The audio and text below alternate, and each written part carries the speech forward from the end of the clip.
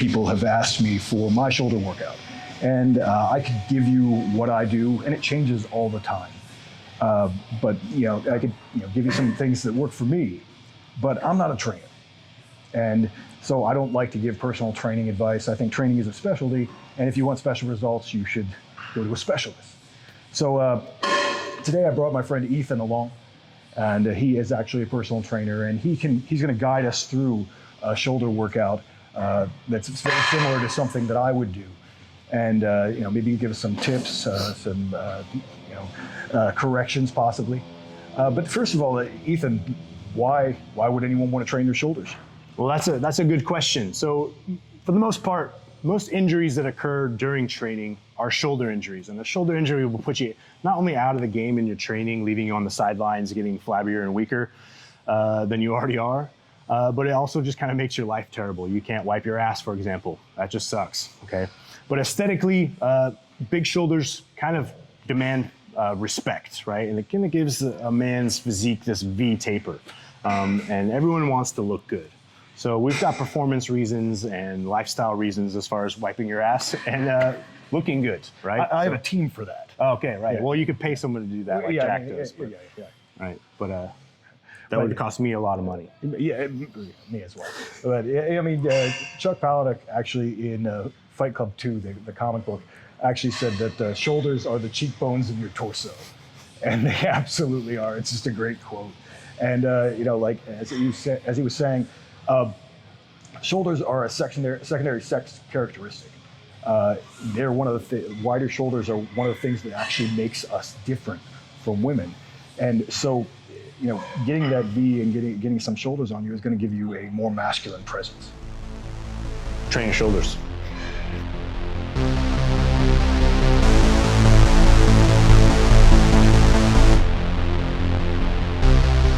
All right, guys, how's it going? So first thing we're gonna do is prime. It's basically like a specific warm up, right? So a lot of people, they'll just hop on a treadmill and then go lift weights. And that kind of warm up, yeah, it's getting your core temperature up. But really what we wanna do is prime and activate the muscles that are gonna do the work. So today it's overhead presses, right? So what I'm gonna have Jack do is open up a little bit first. Yep. So he's just gonna basically, we call these pass-throughs, really open up the pecs and the anterior deltoid, get a little bit of movement going. Right, so I'd have him do about 15 to 20 of these. Now, for the sake of the video, we could just do 10, so we don't want to spend all day here doing that filming. Right. But you get the idea? Yep, I'm good. All right, so from there, cool. I'm gonna have him grab the band and create a little bit of torque here. That basically means I'm getting the shoulder girdle to stabilize. I'm scooping my shoulder blades under my armpits a little bit and turning the insides of my elbows up. I'm basically just gonna pull this band apart, right? This starts to prime the scapula and the rotator cuff, right? And the rhomboid muscles that do a lot of work when you do work with overhead presses or benches or even rows, okay? A real common mistake here is bending the elbows and then turning it into kind of a horizontal tricep extension. So he's gonna create torque, turn the elbows up, yep, scoop the scapula under and just pull apart, right? Yep, that band is touching his sternum. Right, and now he's really going to start to feel a little bit of a burn here in the posterior deltoids, the rhomboids, and some of the traps.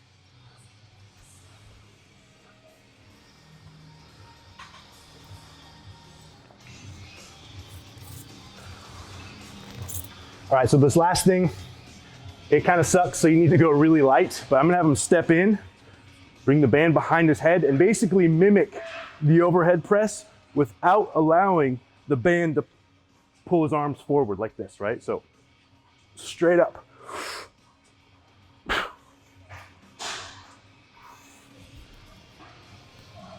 So he's gonna have to step in just a little bit because it is a challenging exercise, although he's very big and strong.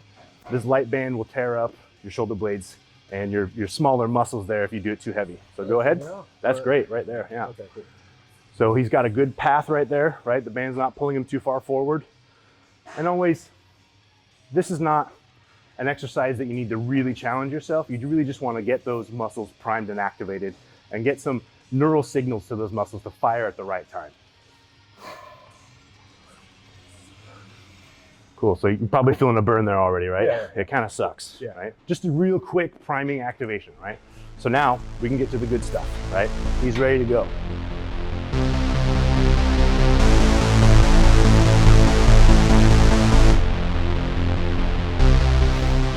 So before you unrack the bar, one thing you really want to be conscious of is a lot of people, when they're just warming up with just the bar, which we're gonna do, we're not gonna go to working weight immediately. That's kind of crazy, right? That's how a lot of injuries happen. Before he unracks the bar, I'm gonna have him get his body weight under it and then use his body and his legs to unrack and then step back a step or two, right? So what we don't want is this kind of thing, right? That ingrains a pattern and a bad habit, and eventually you'll try and do that with heavy weight because you're just used to doing it and you'll hurt yourself, right? So he's gonna get in under the bar, boom, step back. Now from here, I'm gonna have him tuck his pelvis under himself, take a big deep breath and lock his rib cage down, right? This creates core stability, which you want when you're lifting weights, right? So pelvis under, squeeze the butt, breathe in, lock the rib cage down, and the bar path is essentially straight up and down. Right? Real common mistake here is pushing it out too far forward, or what we'll talk about when it gets heavy, leaning too far back, which is not a great thing when you're new to lifting weights, right? So, same thing to rack the bar, bring it back in. You don't want to try and put heavy weight out in front of you like that, all right? So let's give it a shot. All the knurling is always different. Yeah.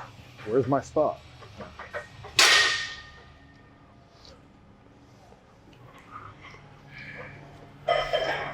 Very simple movement, right?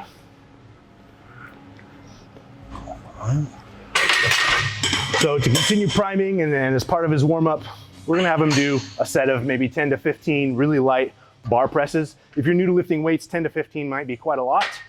Jack's really big and strong, like I said, as you can see. So we're gonna have him do quite a few. So what we'll do from here is, what do you usually jump to for like a second warm-up set? 95. 95, so we're gonna put two 25-pound weights on the bar.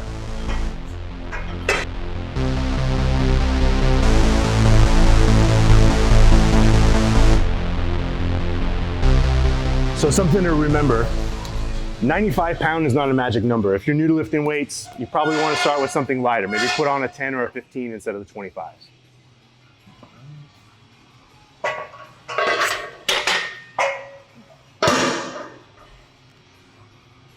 That's it. Straight bar path. That bar at the top, Jack, if you could just hold at the top there. Okay. Right? This bar path, his thumbs and his wrists are stacked above his elbow, which is stacked above his shoulder, which is stacked above his hips, his knees, and his feet, right? So the bar path is basically in line with the back of his head and his ears at the top of the lift. All right, go ahead.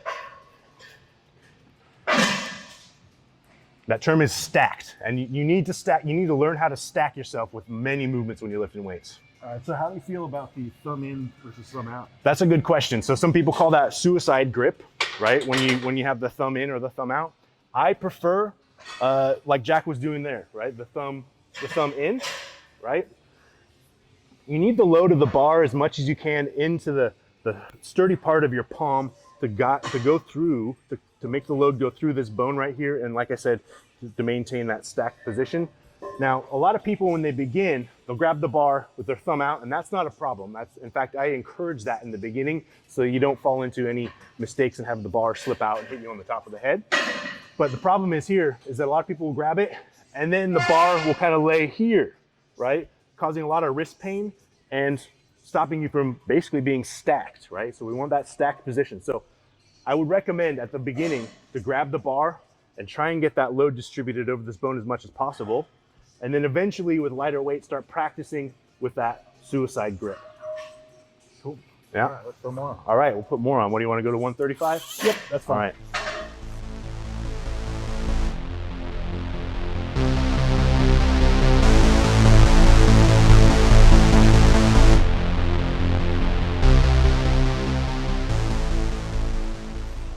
All right, so he went from the bar to 95 pounds. Now we're incrementally jumping up to a heavier load, right? We're still kind of priming here, right? This isn't the main workout yet.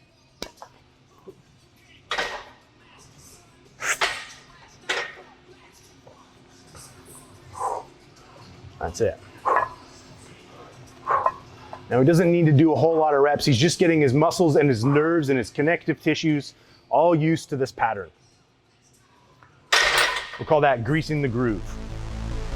Cool. Yeah.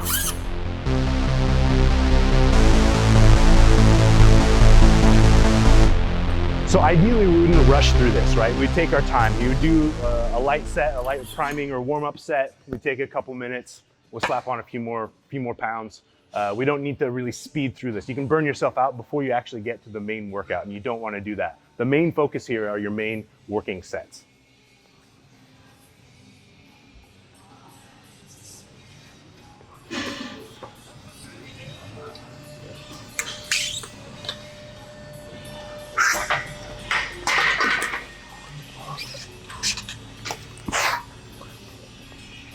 So it's starting to get a little heavy. You're seeing a little bit of a sway back. Not a big deal. Like I said, he's got his belt on. He's big and strong, and he understands this movement very efficiently. Right? So that's getting kind of close to max effort and working set, right? Yeah. I mean, overhead press is really like one of the only lifts that I track right now. Because I'm training a lot more jiu-jitsu, and I'm not training really heavy with things. But it's the one I track. I'm like, as long as I'm over body weight, and I'm about 195 right now, I'm good with that. Right. That's a good place to be. If I was going to go heavy, I've done 250 before, but that took a lot of work. Sure. Yeah. So that's a good marker. Pressing your body weight overhead is an incredible benchmark. I'll tighten this up a little bit. Yeah. Are we going to stick to this weight? No. Let's just go up and hit the whole thing, and then we can move on to the next thing. Okay. So what's next? 225? Yeah. Oh no, no. That probably won't happen today. All right. That is not my body weight. Yeah. I'll go 205. Okay, cool. I'm pretty sure I got that.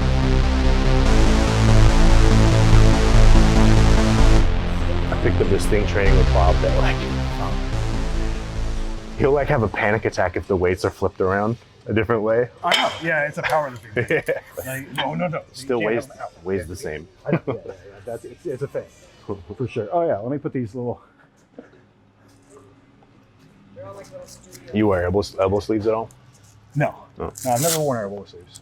I do wear these with like some, like your incline dumbbell presses when they get really heavy. Because it gets, that's actually the hard part, is holding on to it at that point. And then with these, I don't always wear these when I'm goofing around at the gym by myself, but I figured it'd be a good thing to have today. I started wearing obviously those, and then elbow sleeves from Norse Fitness, and man, game changer. Like I was starting to get some elbow pain, and now I'm pressing more than ever. Right. So this is Jack's working set. This is his heaviest set of the day. As you can see, he's kind of getting in the headspace here, right? He's getting amped up. He's telling himself he can do it. I don't really know exactly what's going on in his head, but we all have a similar story that we tell ourselves before max effort lifts, right? This is a crucial part of this, right? There's a certain mindset to every kind of workout: endurance, strength, mobility, whatever it is. And he's getting himself psyched up with some Thor fucking energy, I'm sure, right now. So 205, he's gonna hit this for a couple reps.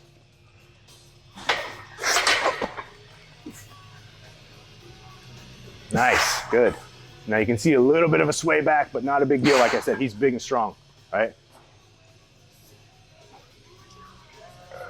Awesome, a triple.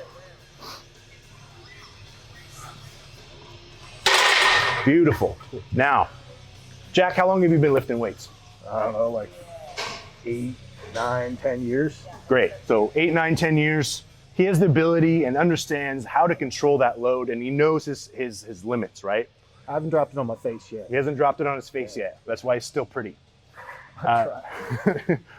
However, I would say within your first 6 months to year of training, no need to go that heavy and test your max, right? Just learn the pattern, learn how to stabilize, learn how to brace, and leave a rep or two in the tank, right? It sounds kind of crazy. A lot of people, especially guys, don't want to hear that. But if you leave a rep or two in the tank when you're training with barbells especially, you will get stronger. You don't need to tax your central nervous system that much. Jack, however, has been training for a long time, and myself, we understand these patterns and how to control that load. So it's okay to go to failure, right? If you look at elite powerlifters, for example, they're not maxing out very often. It's just a few times a year, and mostly in competition. So there's that. That's your overhead press. Cool. All right.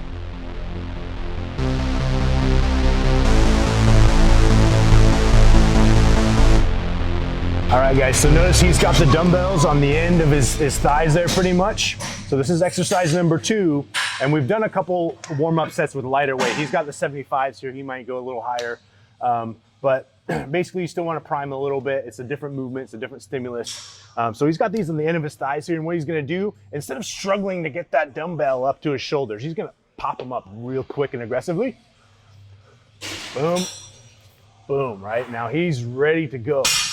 Perfect, okay? Notice he's nice and stable throughout the midsection, throughout the core.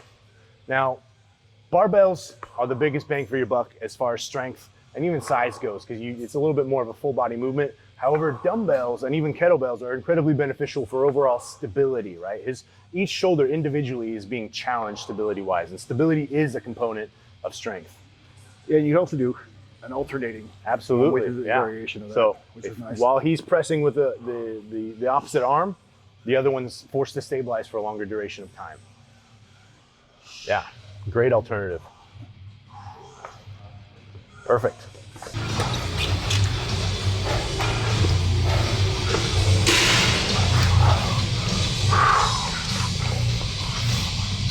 All right, he's getting psyched up again for that heavier press, right? We've gone up in weight. And there he goes. Now, if you have a training partner, I'll show you a little thing you can do here that's really simple and effective when your training partner is going towards fatigue, which he will here in a moment. All right, you'll start to notice it because he'll get a little shaky and that weight won't move as quickly. So the next rep or two here is gonna be really challenging for him, right? I'll just grab gently the bottom of his forearms or the back of his elbows, the ends of his triceps, and here we go, push, push, push, push, push, push, push, push, push. Perfect, right? And that's exactly it, right? So one thing you wanna watch out for when you're pressing up there, if you go to failure, if you allow that dumbbell to fall backwards or even out to the side, you can pop something in your shoulder, right? So it's always better to bring it down to the front and then drop him on the floor. He brought him down to his thighs again, right? He's used to catching him there, right? That takes a little bit of practice. So you should be practicing your movements, but you should also be practicing the setups. So going to failure, how do I drop this, right? Is it this way? Is it this way, right? More than likely it's gonna be that way. People always think you're gonna hit your knees really hard. Yeah. For some reason I never do. Yeah, there's kind of a graceful way to do it, right? You don't need to boom slam yourself, right? So you need to kind of glide. Cool, cool. Cool.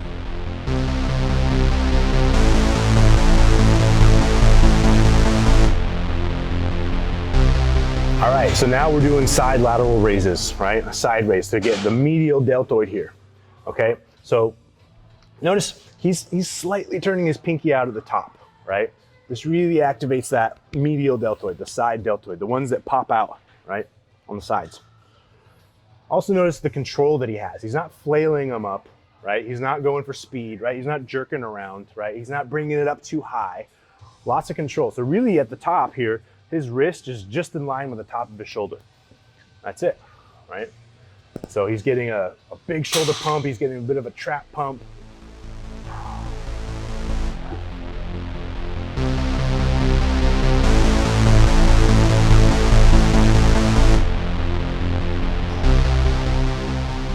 Right, so when we do the standing variation, he's bringing the backs of the dumbbells just slightly in front of the hip, right? And notice, he's not using his hips there, right? A lot of people, they'll do this type of thing for the sake of getting the weight up. You don't target those muscles, right? So the objective here is to target these muscles, right? Not using the power of your hips or momentum to get the weight up, right? Again, he's turning the pinkies out slightly. I really find that targeting these smaller muscles like the medial deltoids, it works really good in slightly higher rep range. So you don't want to try like a max effort here for like 3 or 4 reps. Really, he's probably ideally going to be doing anything from 10 to 15 reps for these. Perfect.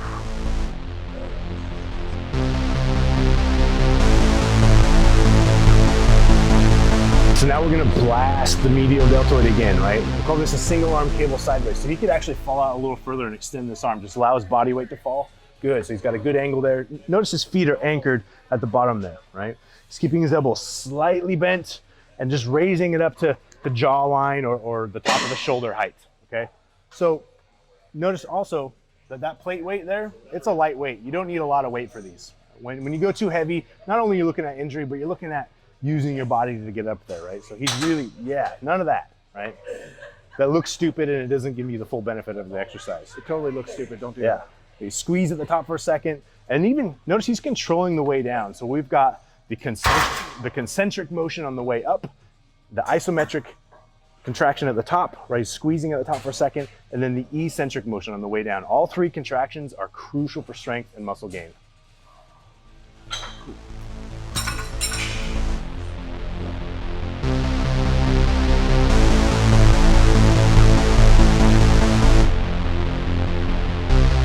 All right, so your regular face pull variation, right? So we've got our rope here. Again, he's got that overhand grip, right? And I like to set this up a little bit above head height, so he's kind of pulling down a little bit to really activate those posterior deltoids, right? So let's give it a shot, right? So the reason it's called a face pull is that you can see this thing, basically, he's trying to kind of hit himself in the middle of the face with the bend of the rope here, right? Perfect. Now, the face pull is not only beneficial for, like we mentioned, the bench press and the aesthetics, but it's also an incredible corrective exercise. A lot of people have this kind of slouched forward, I'm working at a desk, everything's in front of me lifestyle, and they have these weak posterior muscles in the back, right? And these overactive and tight pectoral and anterior deltoid muscles, right? So not only is it great for strength, accessory movements, and aesthetics, but it's a really good corrective exercise to help fix that posture. He's getting a good squeeze at the top of every rep, and he's gonna go kind of a high rep range again. 12 to 15 reps is usually what I prefer or recommend for people to do. Perfect.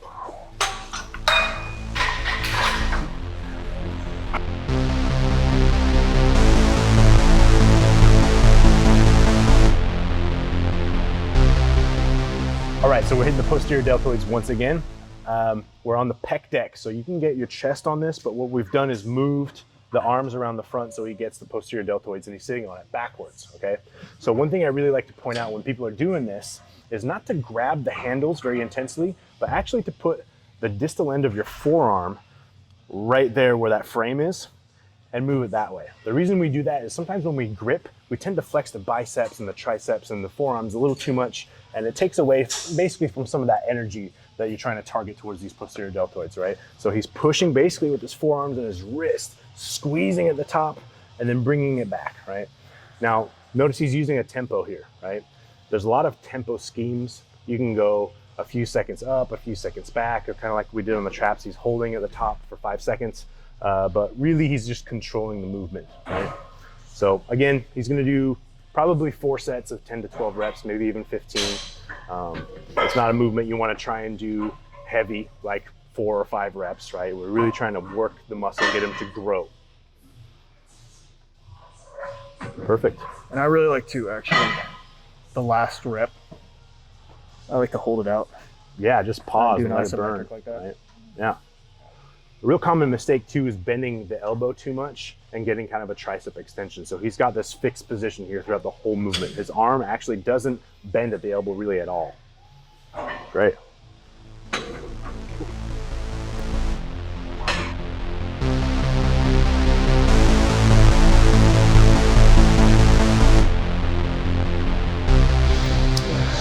All right, so we got kind of a rare gym here. Not every gym has this. We've got a sled here and we've got some chains and a strap pulled up to it. And what we're gonna do is a sled face pull. Now, the face pull is an amazing exercise for the posterior deltoids and part of the traps, right? Now, from an aesthetic perspective, those posterior deltoids really kind of make the shoulder. A lot of people overlook them, but you get that kind of bulge in the back there. Like if Jack flexes, that's your posterior deltoid. It's responsible for external rotation and some pulling power, right?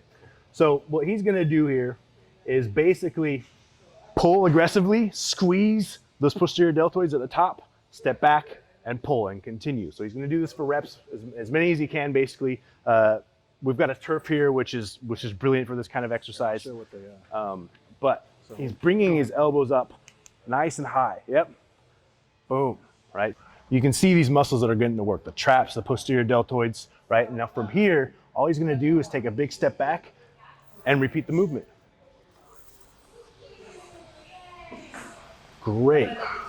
Good for aesthetics, Really good for stabilizing in movements like the bench press and the overhead press, and even assisting in your rowing exercises. Incredibly beneficial movement. Yeah, someone taught me this years ago as a bench assist exercise, and after doing it for years, I just kind of I think it's the best rear delt exercise that for me personally, I get the most bang out of it. I can really feel my rear delts at the end. Absolutely. The stabilizing muscles in the bench press, a lot of people overlook them often, right? Now we've got the main movers, the pecs, the shoulders, and the triceps. But if you really pay attention to your lats, your posterior deltoids, and your traps when you bench press, I guarantee you, if you do it correctly, your bench press will go up.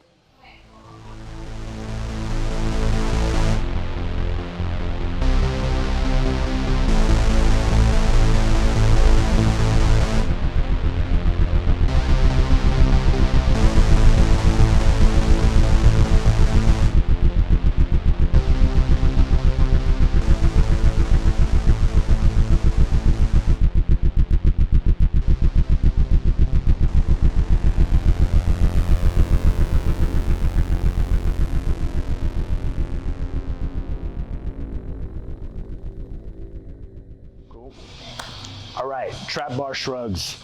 Okay, the trap bar is incredibly beneficial, obviously for traps, but it's a good way to get in some farmer carries and assistance as a deadlift, kind of an accessory. But for today's shoulder routine, we're doing shrugs, right? We're getting these big muscles up here at top, right? So notice how he's holding that contraction at the top, the isometric contraction, right? He's holding it for about 5 seconds at the top there, right? It's gonna give him a big pump, a big burn. It's gonna tear up those muscle fibers, right? The traps primarily stabilize in a lot of movements, right? They also move the scapula up and down, but since they stabilize so much, it's a good idea to get that squeeze at the top very often, right? Pretty often when you're training your traps, right?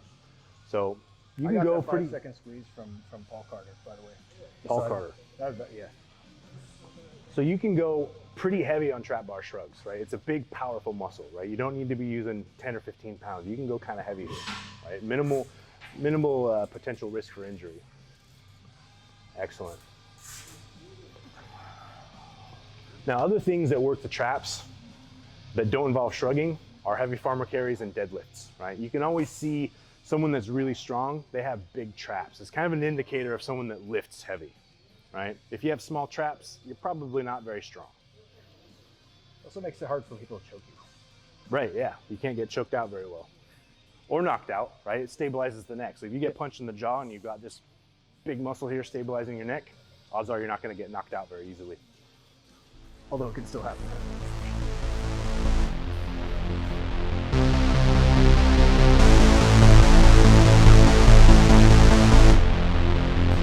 All right, so now we're doing a machine shoulder press, and we're finishing our workout with this machine shoulder press. It's kind of a finisher. We're going to get a lot of work done in here. So he's already done 3 sets of 8 to 10 reps at his working weights, right? So this is his last set. So what we're going to do here is have him do the 8 to 12 reps or 10 to 12 reps, so that kind of rep range for hypertrophy and size. And then we're gonna drop the weight. So this is called the drop set. This is actually called the triple drop set. So he's gonna take that working weight and drop it by about 40 to 50% and do another 8, 10, 12 reps, or as many as he can at that weight. Okay, so he's got that going. And he's gonna start to fatigue here because he's already done a lot of work today. So you don't need a whole lot of weight for these last drop sets, these finishers, right? You're gonna feel kind of weak, but you're gonna get a huge pump. You're gonna create a lot of sarcoplasmic fluids rushing to the muscles, okay? So once he's got that, he's gonna do it one more time. This is a triple drop set. So he's dropped the weight once, and then he's going to fatigue. He's gonna drop it one last time, and he's just gonna go to failure, right? This is gonna make his shoulders huge and full of blood and full of water, right? Tears up the muscle fibers, really makes them sore. It's gonna burn. You get a lot of lactic acid burn, but it really creates big, strong shoulders. Perfect. Look, he's fatiguing, and it's only what, 90 pounds, which is for Jack, that's really nothing, right? It's very humbling. I do these, for example, on bicep curls, and I get down to the 10 pounds, and I'm really struggling with a 10-pound weight, and it's kind of embarrassing. So I always make sure that nobody's around, right? There we go, perfect. All right, triple drop set, and that's a basic shoulder routine for strength and size, and you can see that it works for Jack. It works for me, although I don't have delts like Donovan, but it works, right? And of course, you have to eat enough food, right? You have to eat enough protein. So general guidelines is 1 gram per pound of body weight. That is if you're not extremely overweight or obese, right? Yeah. You know, you want to eat frequently. You don't want to starve yourself, and we got to eat some carbs, right? Yeah, totally. And this is over time too, because It takes a while. I've had bigger delts at like 210, but right now I mostly do jiu-jitsu and stuff like that. So I'm just kind of maintaining at about 195. So Yeah. you know, it goes up and down. It's a lifetime thing. Exactly. And you know, a shoulder day like this is pretty intense. So you want to do it away from like a chest day, right? Because you're using the anterior deltoids, right? So I wouldn't do chest day tomorrow, for example, right? I would either rest tomorrow or maybe do my legs or my back. Yeah. But you know, a lot of people ask me about what's your shoulder workout like? Like, how do you get your shoulders bigger? I'm like, do you have a shoulder day?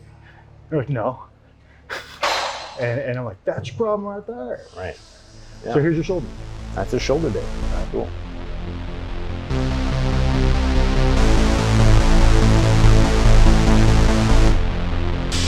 All right, guys, I hope that you find some value in this shoulder routine. Of course, there's a lot more you can do with your body and your lifestyle and your nutrition. So please, if you're looking for help, feel free to write me at Iron Will PT on Instagram, and I'll always get back to you for advice. I offer online coaching services at clients all around the world, so hope you